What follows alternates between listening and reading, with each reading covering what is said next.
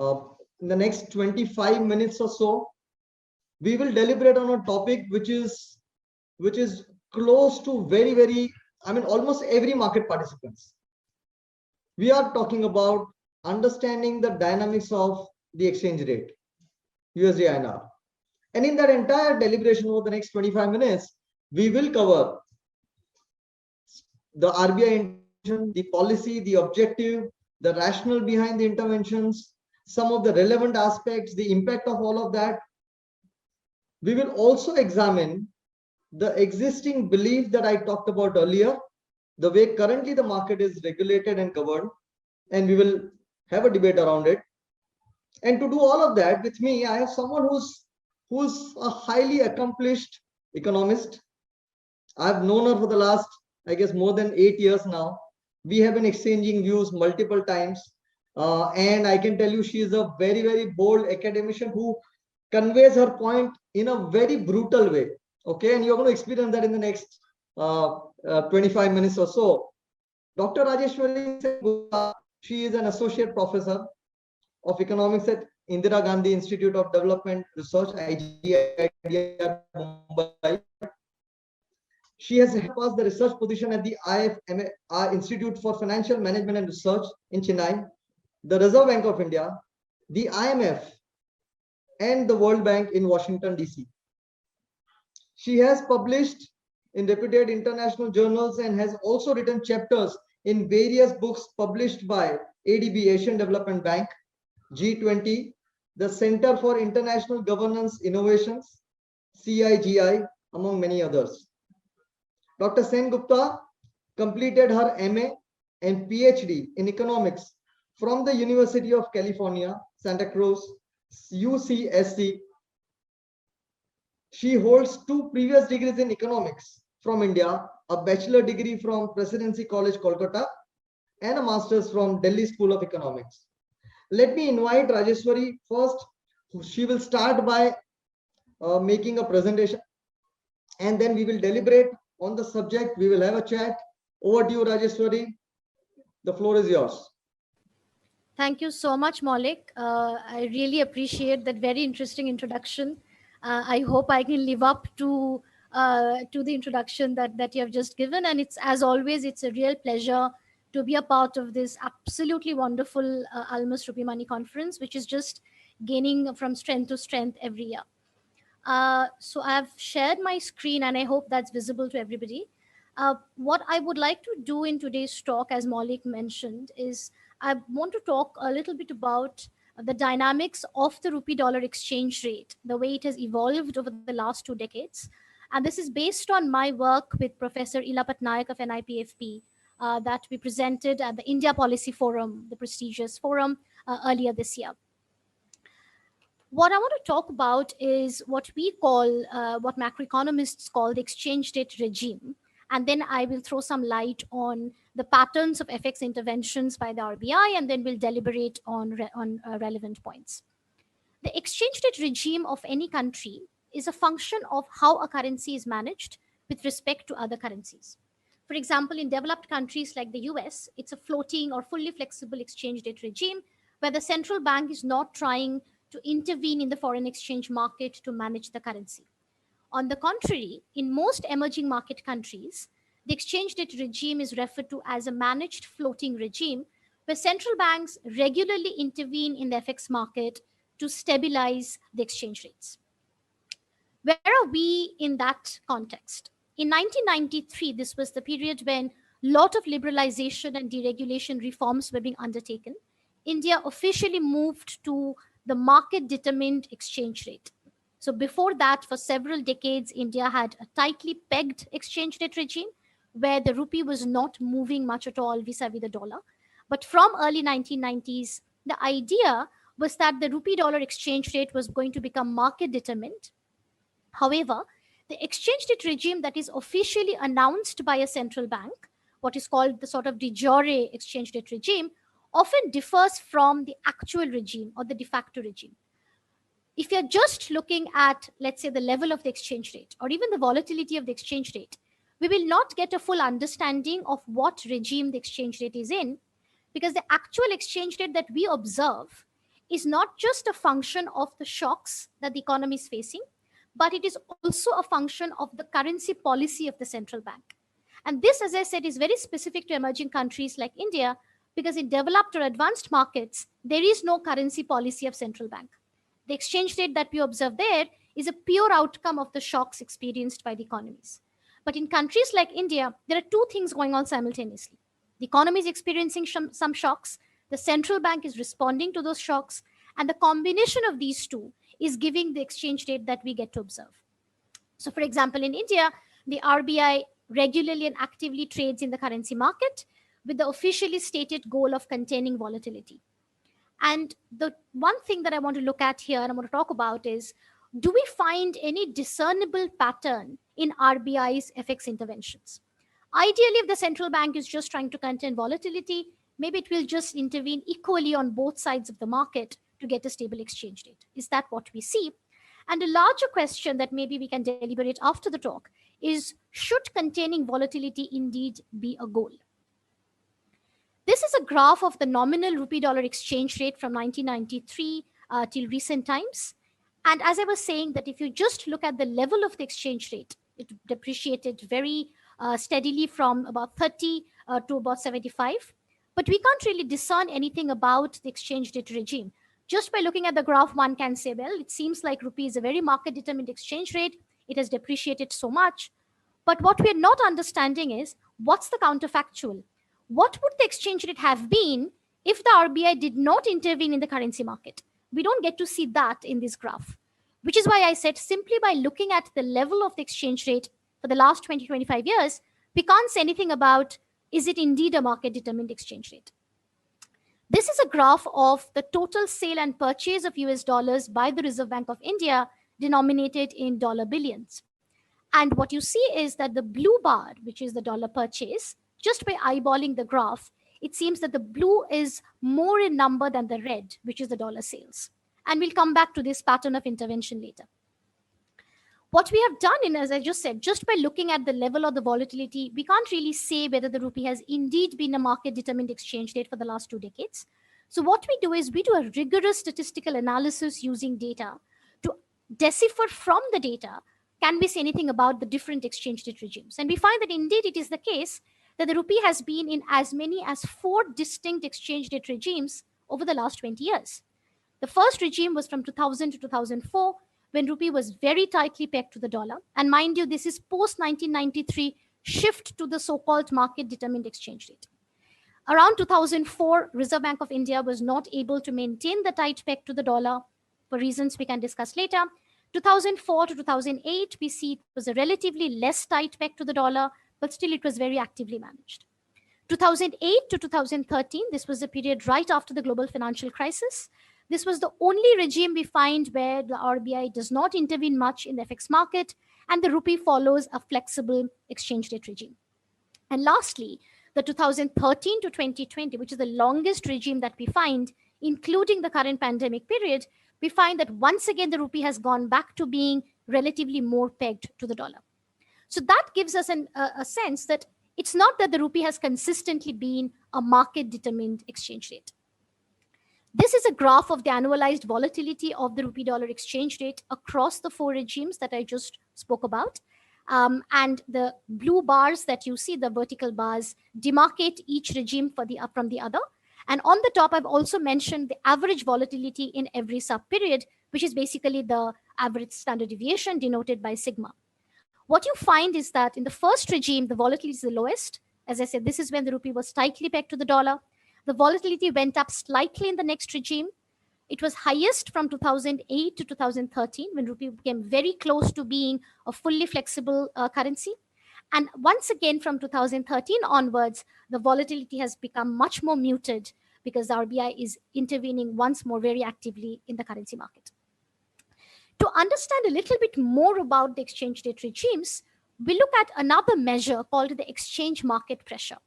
What the exchange market pressure does is, once again, if we just look at the percentage change of exchange rate, or we see that the currency is depreciating or appreciating, we can't really say anything about what kind of pressure the exchange rate was facing.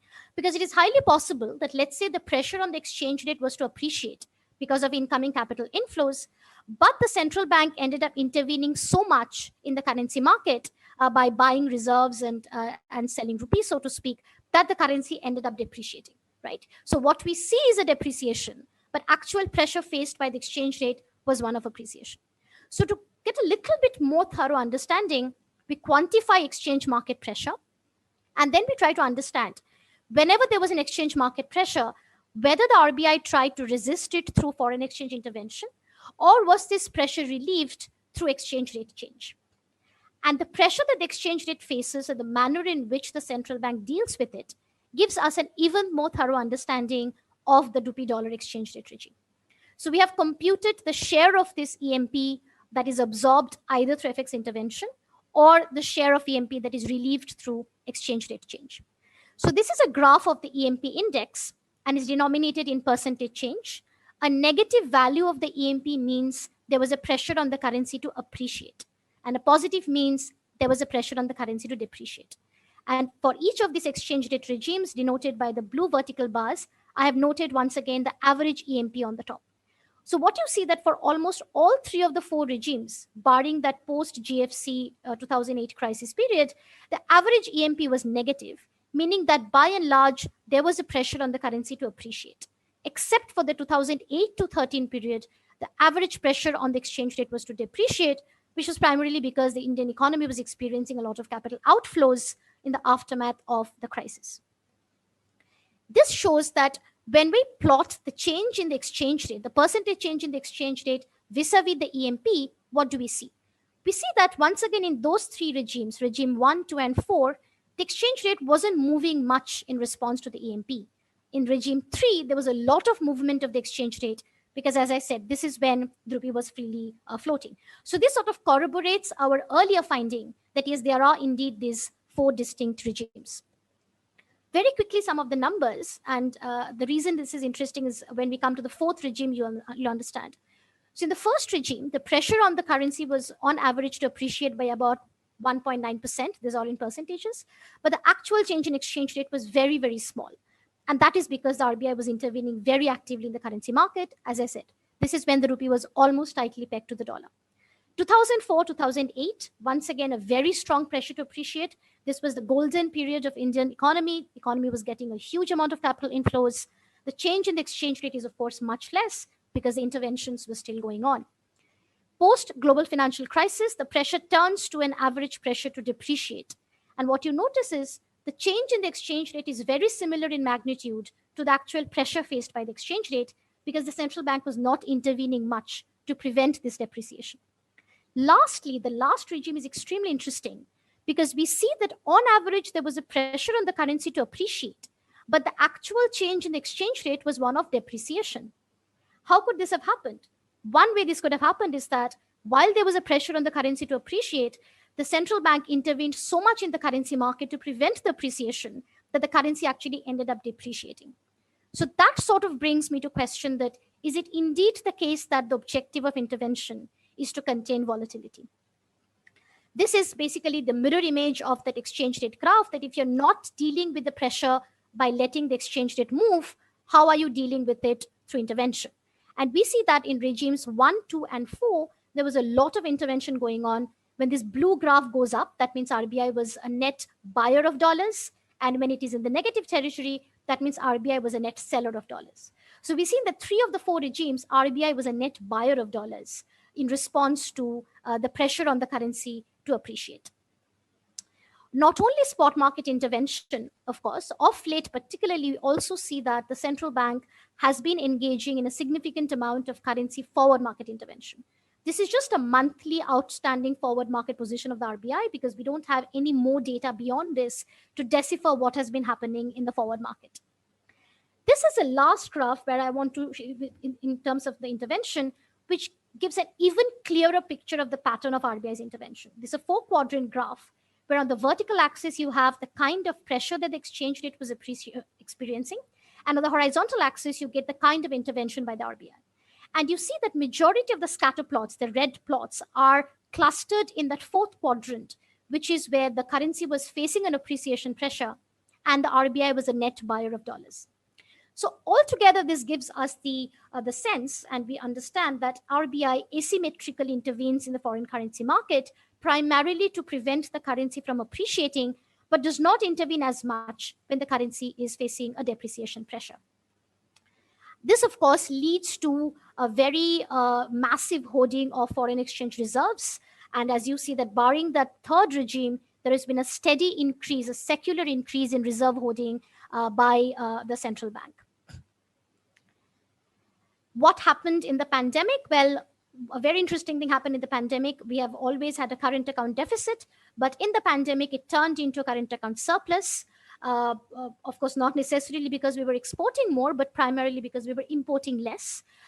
India also became an attractive investment destinations for FPIs in recent times.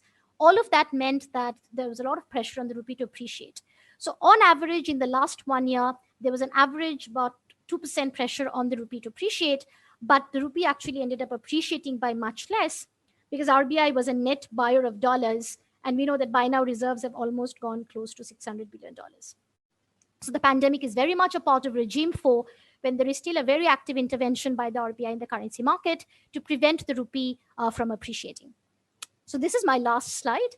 What we find is that despite the shift to a market-determined exchange rate in 1993, the rupee-dollar exchange rate has actually experienced 4 different regimes, but 3 of them are quite similar because there was a pressure on the rupee to appreciate and the RBI was intervening to prevent the depreciation. There was only one period which was a freely floating regime. And by and large, we find that RBI's FX interventions have mostly been asymmetric to try and prevent an appreciation and a much more hands-off approach when it comes to a currency depreciation. So with that, I would end my slideshow. And now, Maulik, over to you. Thank you. A very, very interesting data set, Rajeshwari, and quite an insight more objectively rather than looking at an experiential level or the emotional based conclusions. Very, very objective driven. I'm trying to decode some of the points that you mentioned. Before I do that, here is for all the participants. For the next 10 to 15 minutes on the topic, if you have any questions, do put it up on the Q&A button. You have it there in front of your screen. Feel free to put up any questions. We will pick it up and put it up to the speaker. So please do it. And in the meantime, I have a few questions and I have something to decode. So Rajeshwari, you talked about first RBI official goal as containing volatility. And then the question that you asked, should it be the goal? I'll come to that point later. But before that, you made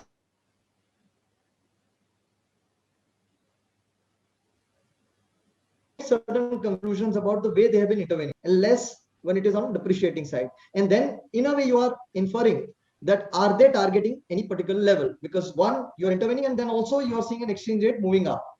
My question is, and this is from a market, I mean, I have been a market participant, I have seen it around 69, 69.5. I knew RBI was trying to defend a level. The reserves came down from $320 billion to close to $290 billion. They literally sold $30 billion in the market. Is it really a question of an ability to intervene when it is depreciating or an intent? That's a very good question, Maulik. And you're absolutely correct that for central banks of any emerging economy, it is much easier to try and prevent the currency from appreciating because all you have to do is essentially shore up your reserves. But it's much harder to prevent the currency from depreciating because in order to do that, you're actually losing reserves. And depending upon the depreciation pressure, you can lose reserves very fast. So for example, post-2008 crisis, if I remember correctly, there was one single day when the RBI was losing $6 to $7 billion, which is a very, very heavy magnitude. And what ends up happening is that if a central bank is losing reserves that fast, that can actually even trigger what is called a currency run, even though it is more applicable for a fixed exchange rate regime. But even in a managed regime like the rupee, the speculators can get a sense that the RBI does not have enough ammunition to defend the currency, and they may actually do a self-fulfilling cycle where they start taking money out, thereby precipitating the rupee to depreciate even further, and that can very fast become a currency crisis. So you're absolutely correct that there is a constraint on the ability of any central bank to defend a currency against a depreciation. However, then I would also question that if the stated goal is indeed to contain volatility, why would the RBI not intervene equally on both sides of the market, knowing that you can't intervene as much on the depreciation side? Let's say the RBI stated objective, often in informal or formal speeches, has been that we need enough reserves to defend the currency. We often hear this, right? That the currency, a crisis might be coming, or Fed could be raising the interest rate, rupee could be depreciating, and we need enough reserves to defend. But we also know that when the crisis actually hits us, the central bank cannot lose reserves for the reasons that I just mentioned. So then it sort of defeats the purpose of holding so much of reserves. And then I would question, why are you disproportionately intervening to prevent a currency appreciation? Is there any other objective? So again, the related question, you talked about the reserves. Now, this is again a very debatable point around what is really the adequacy of the reserves for a country like us, which is anywhere current account deficit. How Right. much reserve is adequate? Right. In fact, economists have been debating and pondering and deliberating on this question for almost 30 years now. And there is no easy answer to this. The reason is because the adequacy of reserves actually depends upon every country's unique position with regard to macroeconomic fundamentals, their resilience to the shocks, their financial sector state of development. There cannot be a one size fits all adequacy of reserves because, for example, Brazil could be a commodity rich country, whereas India is not. So any commodity price shock affects us much more than it could affect Brazil in a negative way. And therefore, our reserve adequacy will have to take that into account. However, there was a time when in the 1990s, the Latin American countries and Southeast Asian countries experienced currency crisis. Economists tried to come up with what we call rules of thumb to understand how much reserves a country should hold. And the two rules of thumb, there was one rule that countries should have about 3 months worth of imports, that you should be able to pay for at least 3 months of imports, and 1 year of short-term external debt. So the short-term external debt to reserves ratio should be 1. And that would put the country in a comfortable position with regard to both external shocks and import, because it's also very difficult to quantify external shock. But what we do find is that most countries have by far significantly exceeded the rules of thumb. So, for example, by December 2020, India had close to 20 months worth of imports in the reserve cover. And the short term external debt to reserve ratio is close to 17%. So, we have significantly more reserves than what is prescribed by the rules of thumb. But then, and what's really the motivation of that and the cost of that? Yeah, I was just going to come to that. So then we have tried to understand what are the different motivations of central bank. There is one motivation, which is the precautionary motive, meaning that you have reserves because you want to defend the currency against any shock or crisis. Then, of course, China broke all myth because they were just holding reserves and keeping the currency undervalued because they wanted to export. So then we decided that maybe there is something called a mercantilist motive, that reserve banks or central banks are holding reserves because they want to facilitate the country's objective to be exporters in the global world. But we see that maybe it's a combination of both. But today there is also another third objective, which is basically similar to keeping up with the Joneses. That if Brazil, South Africa, Mexico are going to hold reserves, there is no chance that the RBI is not going to hold reserves. Because reserves today is almost seen like an indicator of your macroeconomic resilience. And if you don't have enough reserves, even a sovereign credit rating may get affected, because that means you're very vulnerable to the crisis. Now, nobody is, of course, thinking that when the crisis happens, no central bank is really using the reserves. But reserves has still become this indicator of macroeconomic resilience. So it could be a combination of precautionary motive, mercantilist motive. We are a current account deficit country. We want the rupee to be depreciated like China did. And also we want to keep up with our emerging country peers. So it could be any combination of these three. In a way, what you are saying is that this reserves also has a perceived strength. I mean, in case if you are holding a good reserves, it is perceived to be you're a very strong country. Now, I'm sure there are costs to holding the reserves. Absolutely. How do you balance this out, and what are the costs? Absolutely. There is no free lunch in economics. So of course there is a cost. Yes, reserves are, everything is based on perception these days. If you are a $600 billion reserves country, that means you're fully insulated against a crisis shock. But of course, that's not true, because as we saw in taper tantrum, the rupee was depreciating very sharply. RBI actually used a very small percentage of the overall reserves and ended up using monetary policy, increasing the interest rate to defend the currency. So that takes me to the cost. One very important cost of holding reserves and doing asymmetric intervention to prevent currency appreciation is that you're interfering with the domestic money supply. Because the moment you're hoarding reserves, you're increasing the domestic money supply. And if you're not sterilizing that by selling equal amount of government bonds, you are creating inflationary pressures in the economy. Now, for an inflation targeting central bank like the RBI, this is a conflicting objective. Because on one hand, you're supposed to be keeping a control on inflation. On the other hand, because you're intervening and if you're not sterilizing, you are actually increasing domestic money supply, which can fuel inflation. So that is definitely a cost which is connected to the whole impossible trilemma trade-off. The second cost is reserves don't earn any return because you're essentially investing in US government securities, which are very low yielding assets, whereas you could be investing in some more higher yield bearing assets as well, where some central banks have started sovereign wealth funds, which invest in other countries' infrastructure, etc., etc. So that is something that could be done. But yeah, there is definitely a very serious cost associated with holding reserves. And I think from the cost angle that you explained, that one of the reason it explains in one of your slides that you talked about the forward market interventions. I mean, if you shift your intervention from a spot market to the forward market, in the process, you are reducing, I mean, you're not really impacting the local rupee liquidity. And at the same time, it has a counterproductive effect because then you are increasing the forward premium. So, Absolutely. yeah, I mean, that also is something which is what we have observed in the last many months, that we have an aggressive built up of the forward position by RBI in the market. Exactly, Maulik. In fact, very good point that that you picked on this. That the reason I put that graph, and because I don't have any other information on RBI's forward market position, is that we have seen that over the last 3-4 years, in fact, the RBI's forward market position has increased quite a bit, which is possibly something they are doing because they don't want to be in a position of sterilizing spot market intervention. Because sterilizing spot market intervention has a fiscal cost. You have to use government bonds, which means government has to pay interest on that.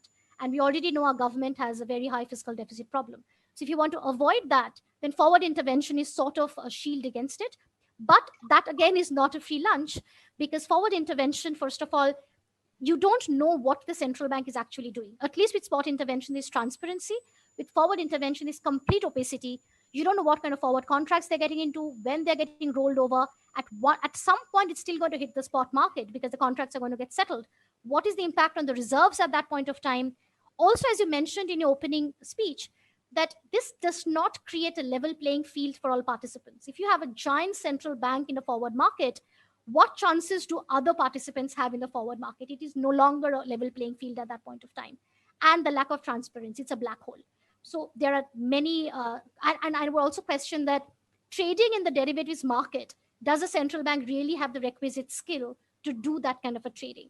So I would definitely question all of that. So as we are speaking, Rajeshwari, we have very interesting questions and pointers coming from the participants. I'll read out quickly.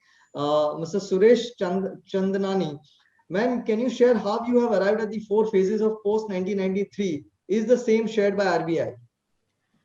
I'll take the second question first. No, the same is not shared by the RBI. Okay. And I don't think the RBI would be particularly happy with this characterization either. But that is the data and that is the method and that is the fact. So how I've arrived, well, I'm very happy to share my paper with you. But basically the way it works is we sort of try to understand what has been the contribution of the main floating currencies, let's say US dollar, the euro, the pound, the yen, etc., to the rupee dollar exchange rate. And then by looking at the contribution, we try to understand, are they really contributing a very high percentage of the variation in the rupee, or is the rupee on its own? And we find that for majority of the period, the dollar is explaining most of the variation in the rupee, which basically means that the Reserve Bank is trying to peg the rupee vis-a-vis the dollar. And it has only been on its own for that one regime of 2008 to 2013. That's another question I'll quickly read out, and I'm just seeing the questions are pouring in, so I'm going to be quick on putting it across. Is it possible? This is from Manav Mehta. Is it possible to defend a large currency like Indian rupee by the rule of thumb? Something that you talked about. No, see, as I said, the rule of thumb was devised in the late 1990s because country after country, Latin America and Southeast Asia were facing currency crisis. They started to panic and they started to hoard reserves. And at that point of time, hoarding reserves was a very new phenomenon. And I'm talking about 1997, 98. So economists had to come up with some kind of an adequacy measure to tell the countries that, don't go overboard with it. And this was the rule of thumb. That's why they call rule of thumb. There is no theoretical basis to it. But of course, for a very complex country like India, rule of thumb may not always work. Right. I have my own questions, and this is on the first point that I mentioned about the containing volatility. I mean, you said that should that be really a goal? And my counter question is that, when you look at the foreign investors' perception to a economy and the currency, they always prefer a stable currency. So, what is so harm in stating even that containing volatility as a objective? So I would say, Maulik, is not only foreign investors. I think even domestic investors like a stable currency. Um, and I would start, and this is a question right after my heart because I love this question. The most stable currency in the world is the, let's say, the dollar euro exchange rate. How much does the US Fed intervene in the currency market? I don't remember when was the last time the Fed intervened. So intervention in foreign currency market to stabilize the exchange rate is not the right way to go about it. If you want a stable exchange rate, you let the currency float and open up the capital account. That's the holy grail to aspire towards. Now coming to India, what happens when the RBI is trying to contain volatility?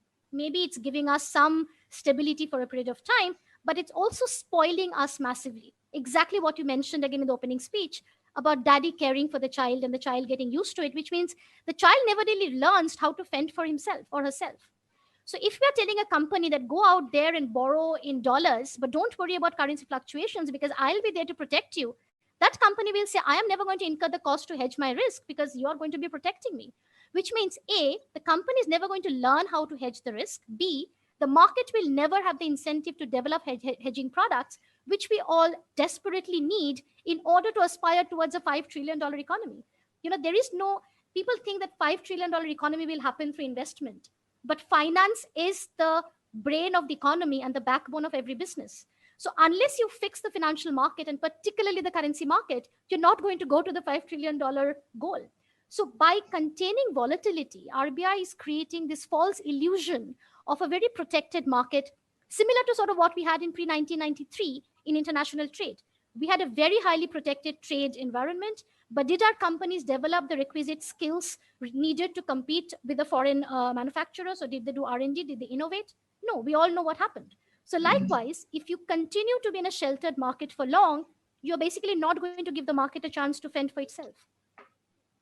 So that's in fact, some of the things that you said, Rajeshwari, I would really love to repeat the whole of it because that connects so very well to the theme of the conference. There are certain set of beliefs with which we are operating. Even regulators may have a fear. Like you said, you open up the market and maybe, who knows, actual volatility may be much less than what it is. So, and especially for a high yielding currency like rupee, the more volatility reduction measures that you take, it creates a lot of complacency. And like, as you rightly said, it does not allow market to develop on its own. In fact, Maulik, I'll say that you asked the question, should it be the regulator first or the market first? I'll go one step ahead and say it should be the market first because the regulator will never take the first step. Once the regulator is in this and knows that it is able to intervene and give a stable currency promise to the participants, it is never going to vacate the space. The market participants have to be thrown into the deep side of the pool. And yes, you have to adapt. Like you said, we have all adapted to the pandemic. But unless you do that, then you can't complain, oh, India doesn't have hedging products, India doesn't have advanced financial markets, we don't have an internationalized rupee. You'll never have any of these things unless you learn to fend on your own. And that will not happen if you keep expecting the central bank or the father, mother, whatever you call it, to keep protecting the volatility. And all the participants, like I said earlier, you're going to have a very, very brutal response to every question that you put it up to Rajeshwari. And the delivery was no different. We are almost at 4. I would love to have another half an hour chat with you, Rajeshwari, which I've been doing it off and on. Participants, I'm sure they will probably miss out on a lot many other content probably we could have covered during the discussion. I'm seeing a lot of questions which are still pouring in, but I'm going to take a pause. Sure. And I really, really want to thank you. This was phenomenal. I mean, I just loved the interactions, and I'm sure the participants' experience is no different. Thank you so much for your valuable time and for being here as an eminent speaker at the Almas Rupee Money Conference. Thank you so much, Maulik. Thank you so much. Thank you all the participants. And I wish all of you a very good luck for the rest of the conference. Thank you. Thank you. Thank you, Rajesh.